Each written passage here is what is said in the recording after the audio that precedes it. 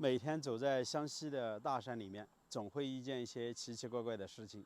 今天刚进入这个村子的时候，村子里面有个老大爷就告诉我说，在他们寨子里面有一栋2层半的小洋楼，房东呢已经搬出去很多年了，他想把这栋房子转让给村里面的一些村民。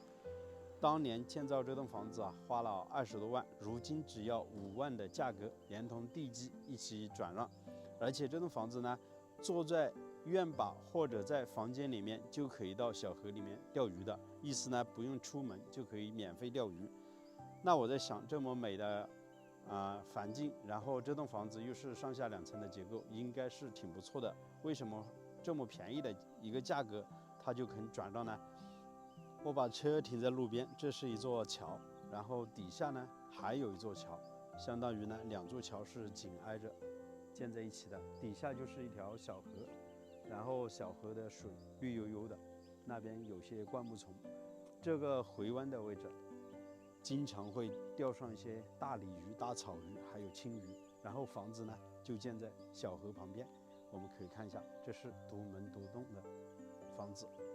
房子呢紧靠着悬崖而建，然后我们可以看一下，这栋房子呢是上下2层半的结构，外墙贴的是白颜色的瓷砖，有个小小的院坝。从这边呢，我们可以进入院子。来到这里，让我又想起了前一段时间我们去白云山的山上，看了一座木房子，两边陡峭的石头形成的一道山门。这栋房子感觉好像类似，旁边这里有块大石头。然后这边呢是一面石头山，还特别的陡峭。车子呢实际上是可以开到院子里面的，但是这栋房子呢很多年没有住人，院子里面都长满了杂草。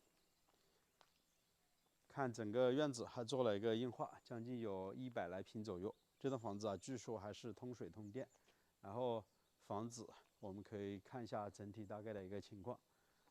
白颜色的外墙瓷砖看起来还是给人的感觉比较舒服的。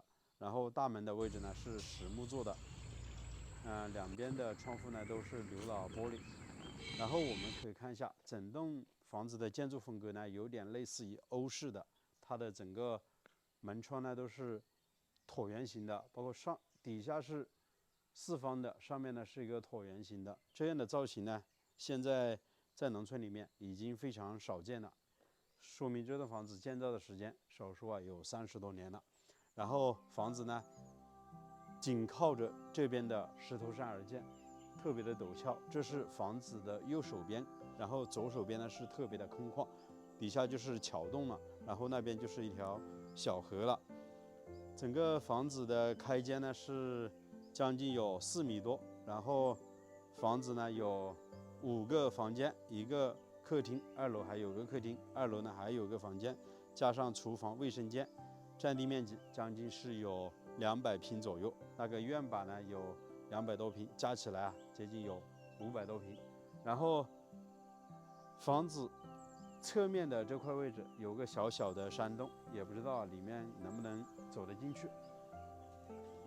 这是从山里面接过来的泉水，用管子把泉水接回来用的，还比较方便。这个位置有点特别阴凉的，特别凉快，好像从山洞里面吹出来风。然后房子真的是紧靠着这个悬崖峭壁而建，光线也是特别的暗。据村里面的老人告诉我说，这栋房子建了没有多久，然后这户人家呢住在这边，一直觉得不太那么顺利，然后就搬出去了，所以房子一直都是空着的。我们可以看一下2楼这些瓷砖加上这些外墙，好多地方都是显得特别的破旧，因为长时间没有住人，也没人打理。包括2楼的位置，窗户都是开着的，下雨天可以顺着窗户，雨水呢可以流到房间里面。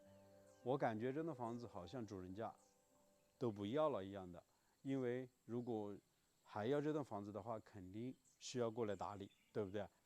这个电表的位置好像都漏水了，墙面上已经长满了绿苔。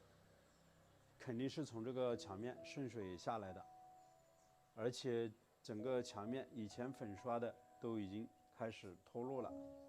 这边的窗户都是用不锈钢做的，但是以前的材料感觉不太好，好像都开始生锈了。前面呢还留了很多插板。这边水龙头呢也都接到了院子里面。其实这块呢还挺宽，以前不知道是不是他们家的一个户外厨房。然后在旁边还发现了一棵枇杷树，上面呢还结了很多果子。其实啊，在这个角落的位置也是可以从这里啊到小河里面钓鱼的，非常方便。在门前这里，我们还发现了一口大水缸。这个水缸啊，肯定有好几十年的历史了，里面现在还蓄的有些水。在门口的位置，这里呢，桥洞下也是可以钓鱼的。这是一座大桥，就在这个位置，把鱼竿丢下去，打一个重窝。我相信啊，10天半个月，肯定可以钓上一些大鱼。然后在大桥的旁边还有一座小桥。以前呢，修建这座小桥的时候，肯定啊也花了不少人力物力。我们可以看一下整个桥面呢，将近宽约6米左右，两边呢都是用钢管做的栏杆。然后大桥修好了之后，这边啊就没人再用了，所以呢，主人家是在这边回填了一些石头还有土，现在已经在桥上开始种菜了。这底下呢也是一个桥洞，所以说这栋房子的旁边是钓鱼非常好的一处地方。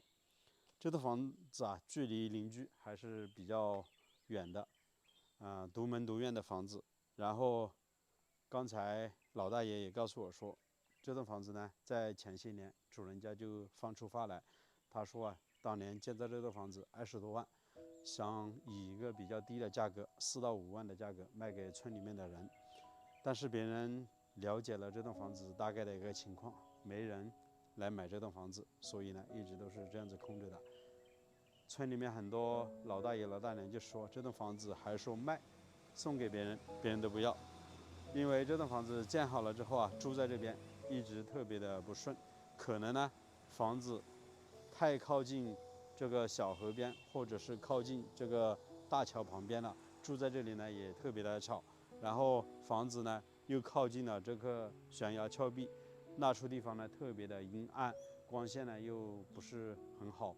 然后结合各方面的原因吧，所以呢再便宜的房子，村里面了解了情况之后，真的是没人愿意啊过来居住。其实听了老大爷说了这么多，我感觉这栋房子如果放一个朝向可能会更好。我们都说啊，房子呢要背山面水，如果房子的这个背面靠着大山，然后大门口朝着这个方向，看到水面的位置，这样子会不会更好呢？那当然，以前建房的时候，可能主人家呢也叫过别人给他看一下风水，最后建成这个样子，肯定，结合各方面的原因嘛，自己也不在这边住了，肯定发生过很多事。那我们这边呢就不过多的去细说了。在这里呢，石头也想问问大家，如果像身后的这栋房子，大概就4、5万的价格，你们愿意过来给它买下居住吗？好了，我是石头，喜欢我的视频请记得点个订阅，我们下期再见了，拜拜。